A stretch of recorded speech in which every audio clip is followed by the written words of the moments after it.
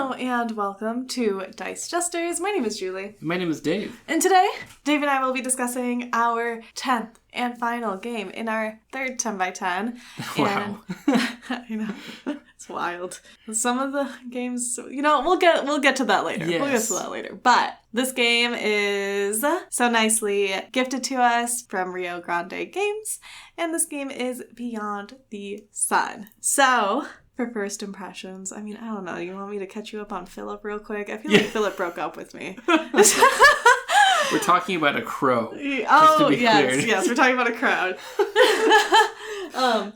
People are all confused listening. Right. Okay, so if you're new here, we're Dice Jesters, and we cover games, we play games more than once, and we try to break them. Well, I'm a new gamer. The board gaming hobby, officially a little over a year in. We celebrated our year on May 25th or something like that. June 23rd. 11th, something like that. I don't know. Sometime in May or June. Yeah, May or June. So that's exciting. And throughout this, we had played Wingspan in our second season of our 10x10, and through that, Dave had found out that I had an extreme bird aversion. And although now it's confusing. It's almost like a bird. Stop, you sound like everybody else. Everyone's like, wait, do you actually like birds? Because I've heard more stories about birds from you than anybody I've heard from in my entire life. Everywhere we go, you talk about birds. We went to Renaissance Fair and you held an owl. Because I was getting over my fear of owls. Okay. It's a little different. And then you send me videos every single day from work with this crow named Philip. I named him Philip, yes. Correct. That's a little different. He's a crow. Crows are so intelligent. I like intelligent birds. Anywho, so... What does this have to do with space? We'll see. Well, no, I'm just updating on Philip. I'm just giving the, I don't know, it's becoming a weekly thing, okay? Yeah. So, I feel like Philip's broken up with me. I've been feeding him. He hasn't really been seeing me. And that's kind of been stressy-depressy. I don't know. I looked forward to that, going to work. That was what I looked forward to. So there's your short update on Philip. Well, from our sponsor, Philip. You're like a sponsor that's not there. Okay, but anyway, so back to Beyond the Sun. My first impressions after Dave setting it up is, drumroll, metaphorically, that you're basically making a planet. Like, looking at it, like, you're making people... making people? Yeah, it said, like, genes, didn't it? When I had looked at it. But you're making population. You're in a lab. You're doing science things. So I feel like you're just making civilization on a planet. Kind of. Yeah. We're exploring. Yeah. This game has elements of games that we've played before that we really enjoy. It has worker placement, resource management, exploration. Love resource management. But what drew me to this game initially, and you're kind of in the ballpark, I would say, but this game is this tech tree type game where there's a few action spots that are available in the beginning of the game, but you can actually research technologies that then unlock future spots that you can go. And then as the game progresses, new spots open up, and depending on which technologies you've invested in, that opens up different possibilities, and it kind of puts you on this track to be able to do different things. And what I like about the game, even though I've never played it, just looking at it and reading through the rules, because we've played games recently that had all this upkeep of all the stuff you had to do. You play a couple actions and then do all the stuff at the end of the round. This game doesn't have any rounds. We just play until there are 3 objective markers that have been placed on these objective cards for the end of the game, and then the game ends after that round, I believe. And on your turn, you have 1 worker piece that you place on an action spot. You do that action, and then you have a production phase at the end of your turn where you can either produce population or you can do some kind of trading. And then you check to see if you've met any of the end game objectives. That's it. 1 action, 1 production, check to see if you did something, and you just keep going back and forth until the end of the game is triggered. But within that, again, you're researching technologies. You have these planets that you can go and explore, move your spaceships to. If you have the majority there, you get to put down production tokens, which then increases your production of either or population. So it's kind of an engine building game. But then again, I love the different options, just looking at it, of replayability, because every game it'll be different in terms of the research cards that come out and then the different order and everything. It seems like very simple, streamlined rules, but also very strategic. And I love the space theme. The last few games have been so much fun. I mean, exploring space. I want to say the games themselves. I loved Race for the Galaxy, Pulsar 2849. We'll see when we do our ranking how these line up. Oh, that's true, because this one took a little longer, so we gotta think back to the first games too when we do our rankings, like Cooper's Island and everything. It's hard. Boone Lake. That feels like the first a one? lifetime ago. Yeah. But for this game too, it's interesting because the way that it's set out is very... How do I explain it? I don't know. Saying it's not cute isn't right, because it's not that it's not cute. It's very straightforward. It looks very functional. Yeah, that's what I'm looking for. I've heard people will jokingly refer to this game as an Excel spreadsheet looking game. Yeah. And it's like, okay, but I can appreciate that. The clarity of how everything looks on the board seems very functional. It kind of looks like an org chart. Yeah, too. It does with the branching. The branches. It's just like, if you go here, branch to here. I love the colors though, the dice. So you have the purple corporation, and I have the blue one. Naturally. And I think each corporation has either a basic, which we're starting with, or an advanced. So you can actually, each advanced corporation is different, so we can try all four. Okay. There's different colors. There's orange, blue, purple, yellow? I can't remember. Oh, like player colors are different? Yeah, the player colors are based on which corporation you're playing with. Last time we swapped colors, I was very confused. So maybe we can stick with the same color, and then we'll switch out the different... Okay, we can do that. Yeah, otherwise, I'm going to be messing up left and right with taking your purple dice. And then you're going to think that you're winning because you're going to be like, oh, blue's way up there. Yeah. And I'm going to be like, I'm blue. You're like, you're so confident. But I need to know, since you've been on a backstory kick, what is the backstory? The backstory.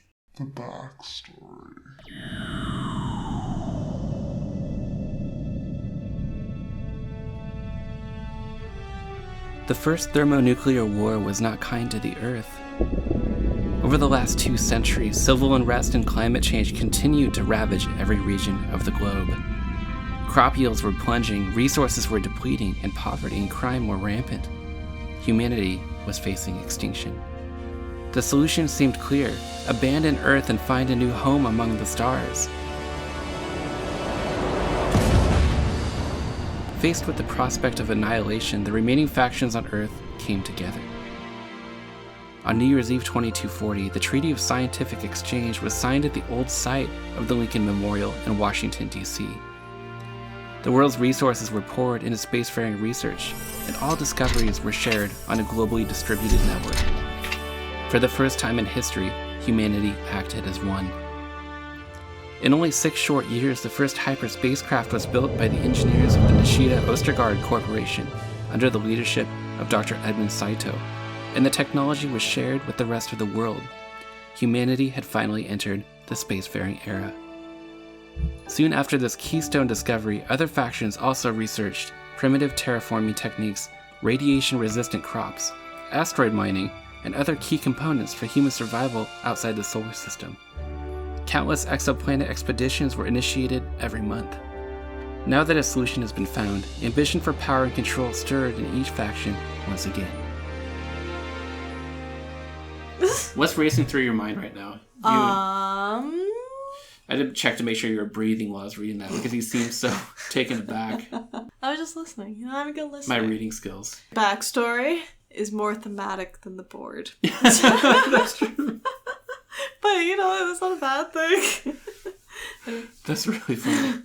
I am excited to play this because usually when it comes to board games, there's a lot of items to distract you, I feel. And this one seems pretty straightforward, but I'm also taking it for face value, just looking at it. So I'm not sure what the distractions may be yet, and if there is distractions. But from first glance, I do feel that it's like this is your end goal, your end objective. Meet it or don't meet it. And if you don't meet it, the game will go on forever.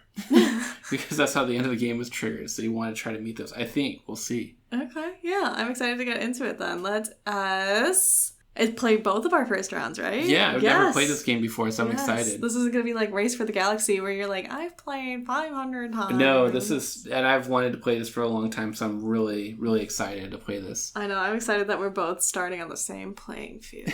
So, sounds good. Let's get into both of our first rounds then.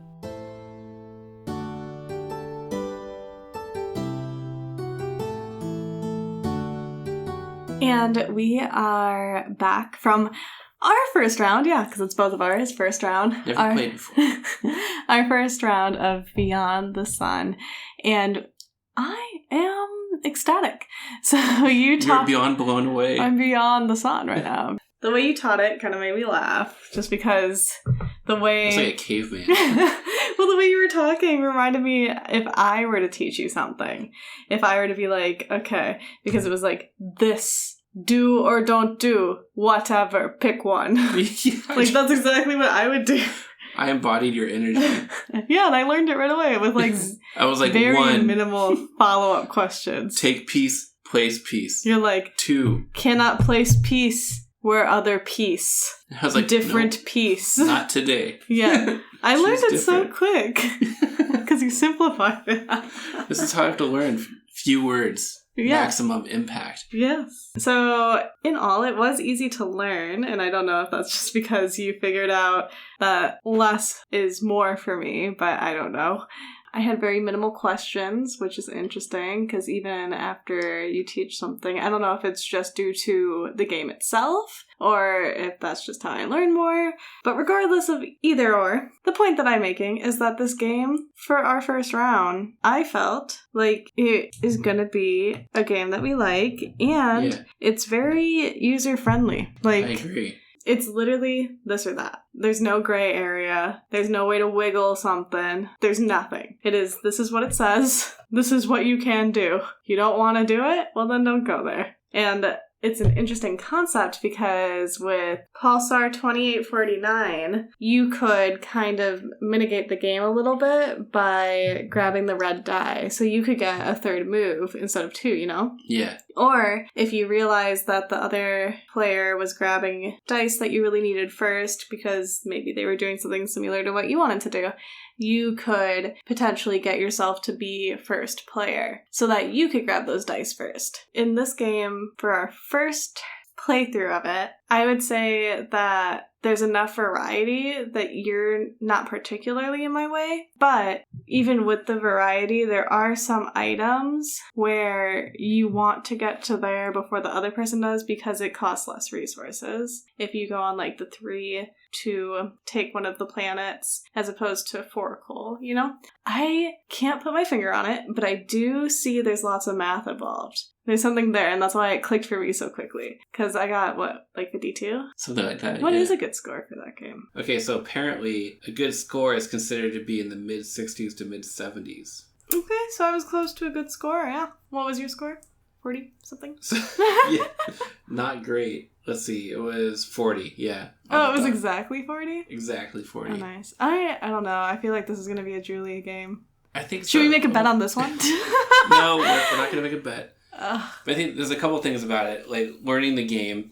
Let me just say there's a lot of refreshing aspects about this game. Number 1, I only read the rulebook twice. Didn't have to watch any playthrough videos. So this time I set up the game when I had the rulebook in front of me for the first time before even reading it. And I think that that's a good style to learn the game because you have a chance to look at all the pieces. It says like shuffle this deck, draw 2 cards. So you're physically touching the pieces. But then I read through the rulebook and I remember my first impression was, there's actually less... I don't want to say less going on in this game because I think there's probably quite a bit of strategic depth, but it surprised me how intuitive it was. I honestly feel like I could have played the game after just reading it one time, but I read it a second time just to make sure I had everything right. And I think I only had to look at the rulebook once when we played through the first time, but I felt good. I didn't need to read it a third time. But then the second thing that I really like about the game that is very refreshing at this point in our 10x10 challenge is that there's no end of round upkeep. Oh, yeah. It is literally just move your worker token, do an action, and produce 1 good, and then check to see if you have an achievement. And the fact that there's not all this extra stuff within that allows for the turns to be really quick. You're constantly engaged, especially a 2-player game, because the turns go so fast. It's your turn again, and then you can go, rather than we both take a turn, now we need to do all this other distracting stuff, and then come back to it and figure out what's going on. So there was that, but then the third thing was that it actually kind of reminded me of Agricola in how I think that the game is actually surprisingly easy to teach. And that's because the game starts with just a few options where you can look, and the icons are all very intuitive in terms of what they do. But then as the game progresses, the complicated nature of the cards that come out makes sense because you've already built this foundation of knowledge from those really basic actions. And if all those action spots were available from the beginning, that would be way too much information to digest in terms of what they'll do, the immediate stuff versus the action spots, and then the bonuses that they provide, I think would be a little bit overwhelming. But the fact that they're all flipped over, you only have to focus on a few things. And then I almost felt like we were both just discovering the game as we went on. Like, oh, that's cool that you can do this, and now we understand how that works. And so just the game lends itself to learning as you go, is what I'm trying to say. And Agricola is similar because the cards flip over each round, so you don't really need to know a lot of information up front. But the more you play the game, the more you know what's out there, and you can anticipate the types of cards that come up, and that can change your strategy as well. You know what it reminds me of? Don't say sorry. I thought you were going to say sorry. Perfection. No. Dominion. So I see it could be like an Agricola Dominion type mix, right? Because on Agricola you can see each other's farm. Dominion, you can't see each other's points. Oh, the scoring reminded you of Dominion. Yeah, because it's kind of a mystery. Yeah. When I set it up, you were like, where's the scoring track? I was like, there is none in this game. I was like, ooh. And the ways that the points score at the end, I love that on the back of that reference cardboard piece, it has everything broken down. And as we went through, I wasn't surprised by anything. I didn't look in advance. I didn't even know what the endgame scoring stuff was, but I was like, oh, it rewards stuff that you'd be doing anyways. Like the 1 level technologies get 1 point, the 2 levels get 2 points. So naturally, the more you go up that, you'll get rewarded. So it wasn't like, oh, I had no idea that doing this thing was scoring points. I would have done a lot more of that. It just all made sense. And I really appreciated it that you score points for everything you do. Yeah. At the end. So everything you work towards, no matter what path you choose, it scores points at the end. Nothing goes wasted. Yeah. I really like it. It seems very effective and efficient, and so far it's good. Good. I mean, we have 9 more rounds of it, but if this is how, the first impression is, but I've been, I don't know. You've been surprised both directions. directions. I've been proven wrong before. Yeah, both directions, where it was, oh, I don't like this, and then it was, I love this, and then it was, oh, I love this, and then it was just like, huh. So, I don't know. Right now, I'm very interested in this. We're kind of in this discovery phase of wanting to explore more. Would you say discovering beyond the sun? Exactly. People are going to be like, you know what, these jokes are corny, and I'm going to be like, they're not for you. I'm into it, yeah. Have a good time. You're just getting a glimpse into our lives. Yeah, we're just dorky people. I'm excited to play. Yes, and I feel like you're worried about losing, and that's why you don't want to bet. Can I just ask a serious question? When I explained the backstory, how much did that get you into the theme when we sat down at the table with the org chart looking board? I don't remember the backstory now that you... Not too memorable? I didn't... Okay. Well, it wasn't memorable to me because it didn't make sense to what I was playing. Because when I was playing it, I just saw numbers. Well, I can reread it to you. No, that's okay. Before we start the next round. I think there's some flavor text in the rulebook too. We can really dive in. Don't call it that. Flavor. That's another food term. I just realized. Okay, let's get into it before you start making a whole list of words I don't like.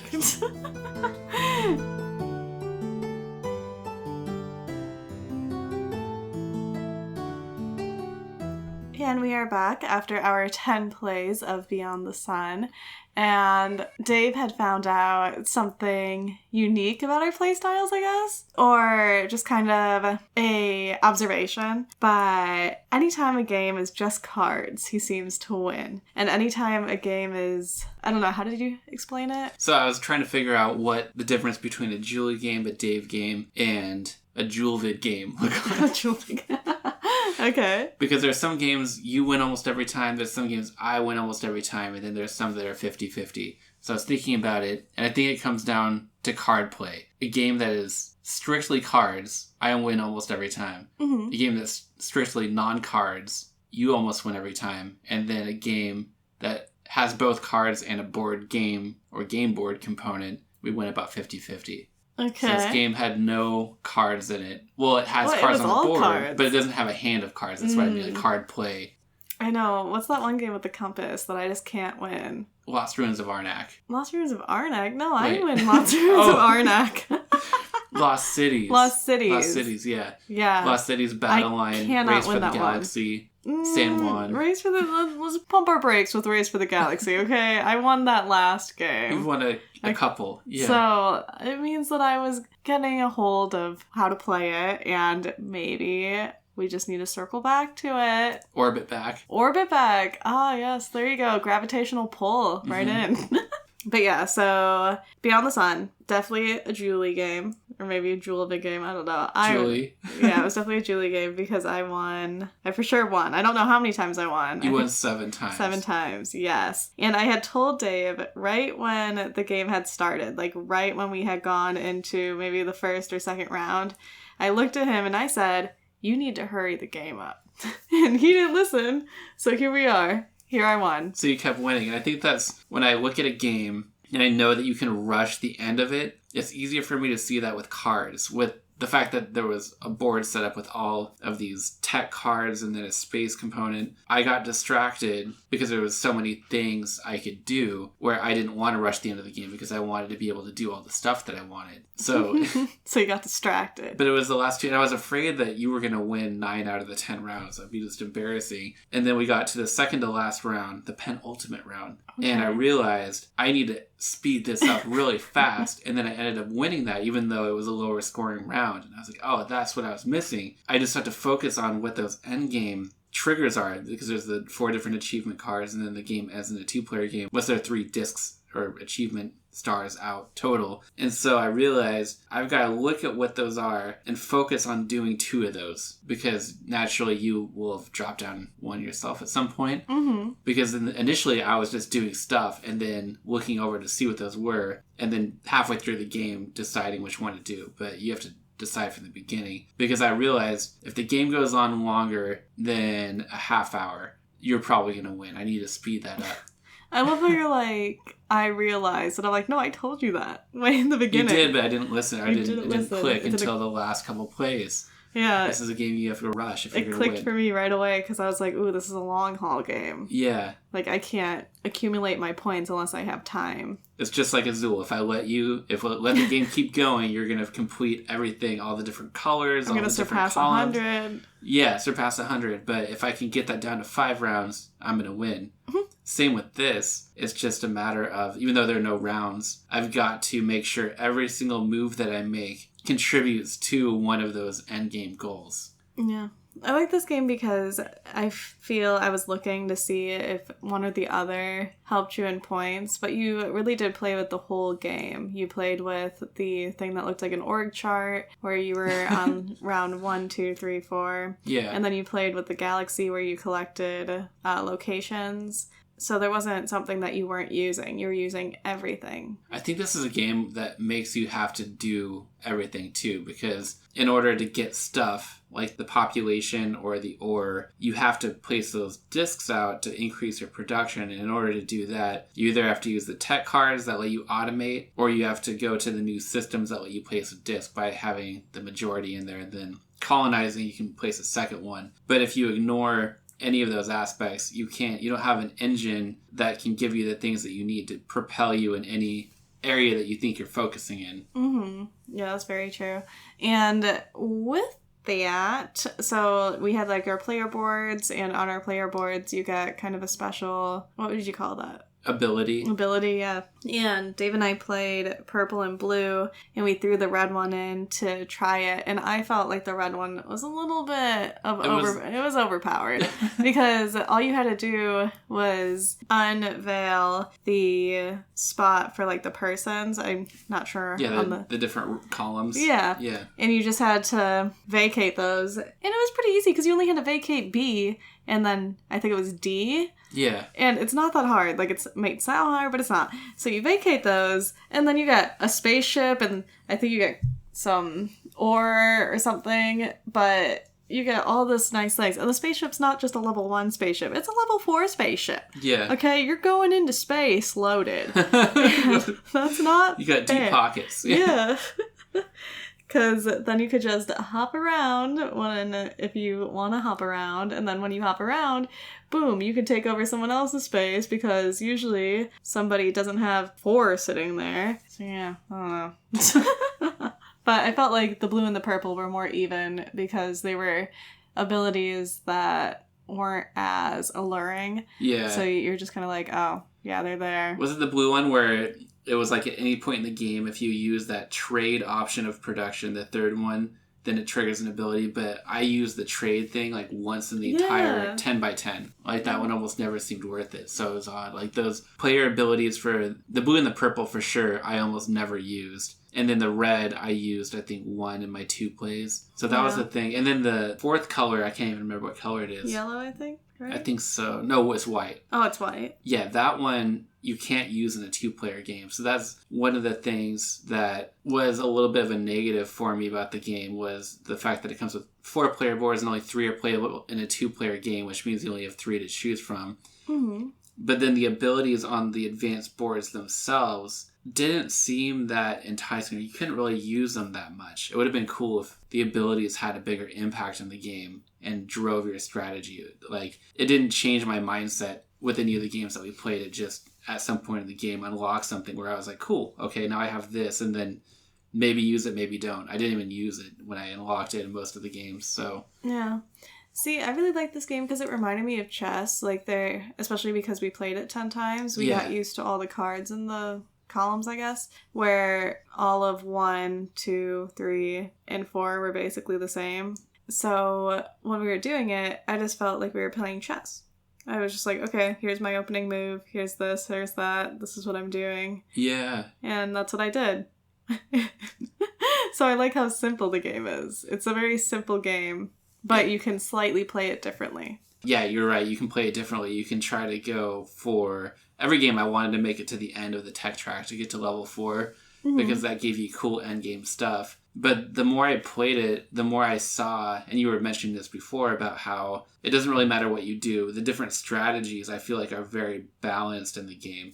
Because if you do shoot up to the end of the track, you would think, oh, I made it to the end, I'm going to win the game. But if you're doing the space stuff and trying to colonize the different systems, that's an equally viable strategy. Or maybe you just spread yourself and just get a bunch of the tech pieces, even if there's just 1 or 2 level or 3. If you get enough of those, that's a lot of points too. So I feel like you and I in the different games did different things, but our scores for the most part in most of the rounds were pretty close to each other, except for a couple where you did really well. And I don't know what I was doing, but it just... Maybe those were the rounds where I let it go on a little bit too long. The one that you let go the longest, I got 67. Yeah, I never got that much. So, no, this game was really cool. And what I loved about it was, as we were playing, it had this sense of discovery, with discovering the different tech options that exist, the different plans that come out that give you the bonuses. But it's such a smooth gameplay experience from start to finish, with just taking your pawn, placing it somewhere, doing the action, and then producing. And my prediction at the beginning of this 10x10 was that, compared to a game like Pulsar 2849 that had all of this upkeep and administrative stuff that you had to do, this game from start to finish was just a great experience, where you could just focus on the game and not have to worry about forgetting to do something for the in-between turns or the mid-game scoring or anything like that. So that's really nice. And then the end-game scoring, that was all super intuitive. Like, yeah, that makes sense that you get points for all that stuff. And yeah. That was I like the game a lot. Yeah, I like the game a lot too. So that's cool. Do you feel like... I don't feel like I need any more plays of it, though. But it still would be like a keep it to play. Now, would you be interested if we got... I know that there's an expansion out there for that. Would that reignite your interest to keep playing it? Yeah. So I would still like to play the game if you were ever just like, oh, do you want to play the game? I'd say yeah. But if you are wondering, oh, do you want to play the game to see if there's stuff we missed? Honestly, I think after 10 plays, the game's very straightforward and everything's kind of like the same. Like, you can play any direction and still have the potential of winning. True. Like, to me, there's nothing more to discover with it, if that makes sense. It does. But not like in a bad way. Yeah, like it's still a fun game. Like, space. And that's why it's like chess to me. Like, it's literally... People who play chess, you know how to play chess, you know what the pieces do, you know how to win, and that's that. And that's how it felt. Like, you know what the pieces do, you know what the cards are, you know how to win, and that's that. Yeah. Like, I don't know how to explain it any better way than that. In comparison to chess, though, we've talked over these 3 10x10s, and I'm bringing this up because this is the end of our third. Do you feel like playing this kind of a game, you've continued to learn new things about my psychological approach to gameplay or anything about my personality and the strategies I pursue or my gameplay style? Oh no, I still think you get distracted by rats. And that's after why all these games, cards are so easy for you, because you look at the cards that's in your hand and that's what you have. There's no outside rats that are trying to scurry in your walls. So there's that. And then you are I don't know how to explain it, because in life you're very patient, you're very chill, but then when we play board games, I'm patient and I'm chill, but then you're like, I'm gonna rush till the end because I know you're gonna win if I don't rush. That's true. So in real life I'm like, why are you walking so slow? Walk faster. Yeah. Yeah, it is true. In games you just want to hang out and let everything come together and try to get all those points. I'm like, race to the finish. Let's get this over as quick as we can so that I have a chance of winning. So yeah, that's the same psychological thing, I guess. You're all over the place when it comes to games. Yeah, like, I can't pinpoint your personality style. It's fluid. It is. Yeah, depends on what game we're playing. Oh, I did notice, though, it was funny, in this game, there was a moment where I went and, because you can take over somebody's system and take control of it. Their pieces stay there, but you put one of your discs there, theirs goes back to their board. And you were like, once you come after me, I come after you. And then you started just being so intent. Yeah, you were so scared.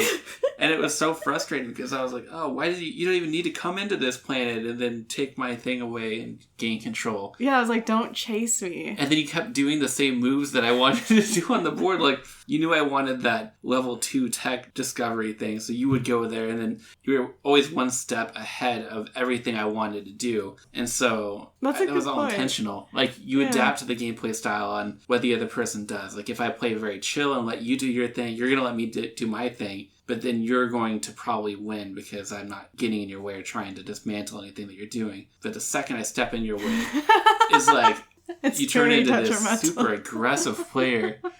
No, that's so funny that you say that, because that's so true. Because I chill and I mind my business. And I say this to you in real life. I'm like, just leave me alone, you know? Yeah. Like, just let me be. And if I'm not let be, then it's like, oh my gosh, what happened? And I'm just like, why didn't you just let me be? Like, it didn't have to be this way. Yeah. Yeah, it applies to every aspect of your life, I would say. Yeah, like, I do normal walk. Like, I do chill walk. And then we look at the time and I'm like, now we can't. Like, or we go to the beach and we go look for agates. When someone's looking at rocks and they pick something up. I'm like, no! Yeah, that was stressful. So we went to this place called Agate Beach where you can go agate hunting and looking for the agates on the beach, which is a chill. It is chill. I love long walks on the beach. Oh my god, you sound like you're setting up a profile. Long walks on the beach, I imagine it to be a super relaxing, romantic experience. And it is relaxing. And we get to the beach, and we see these people walking around with their heads down and looking at the rocks. And you get all anxiety-ridden. Like, Dave, where these people are beating us to the beach. I'm like, it's nature. Like, the beach isn't going anywhere. We can just walk along. No, but the rocks are. And you were just, come on. And we're sprinting almost. I know, you were slipping through the cave. To try to find a place where nobody else was. And then there were people everywhere on the beach. And then it was like, come on. And I wanted to look up at the Pacific Ocean that's right there. The Pacific Ocean will always be there. What are you doing? Keep looking for rocks. We're gonna miss them. Like, what are we even looking for the rocks? Like, for what purpose? Because I want to collect them. No, it was fun though. But that's just a good example of. No, that is a good example. Like, we're all chill. And we're just like, oh yeah, we're gonna look for these rocks. And then all of a sudden there's lots of people. And I'm like, oh my gosh. Just like, we have to look faster. Otherwise, we'll miss the opportunity. But we found some good agates. I feel like I did a good job. Yeah. Yeah. And I still had a good time. We got some good seafood and. Yeah. We got breakfast. No, that's so funny. I'm laughing at your realization of, that's how I am. Like, I'm very chill. And then anytime somebody comes into it, I'm just like, You better watch your back. No. I usually want to leave the situation. Unless it's board games, because it's very, like, low stakes. You're just winning the board game. So that's why I'm like... But that's what I love about board games, is it allows different parts of your personality to come out that you wouldn't normally bring out in the real world. Like, I'm not an aggressive person in the real world, but when I play games, sometimes I get very confrontational, and it's kind of fun. It is. Like, it was just funny.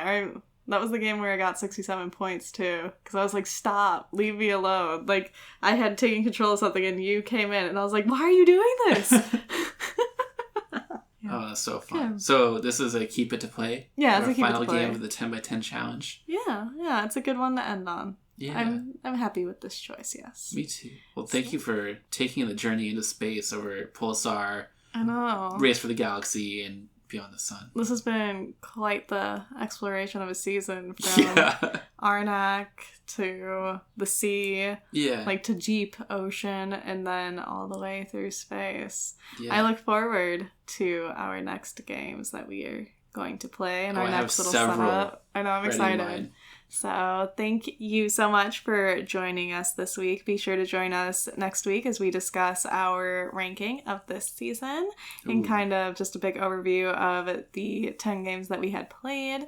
And if you would like to recommend anything for our next season, feel free to head over to our Patreon. There you can find some behind the scenes as well as Dave's diaries, as he calls them. I call them Dave Tales, but whatever you want to call he likes the two D's, you know, like the same letter, and I mean, I like that too. But anywho, so you can get his side of the story. I don't know, maybe he'll talk about this and be like, Julie is actually aggressive in real life, you guys. I'm not, I promise. She's not. I'm not.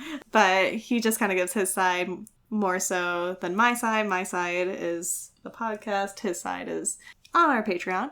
And then we also just have little things that you can venture through in there, as well as what we do outside of board games, also known as our side quest. And, as always, if you would like to email us, our email is thedicejesters@gmail.com. We're also on Instagram, where we had posted a photo for those who are not on Instagram, but Dave and I are engaged, so we are preparing like a wedding and everything, which has been interesting. So that's been exciting. But our Instagram is Dice Jesters if you would like to keep up with fun things like that. Otherwise, remember to always play games with the ones you love.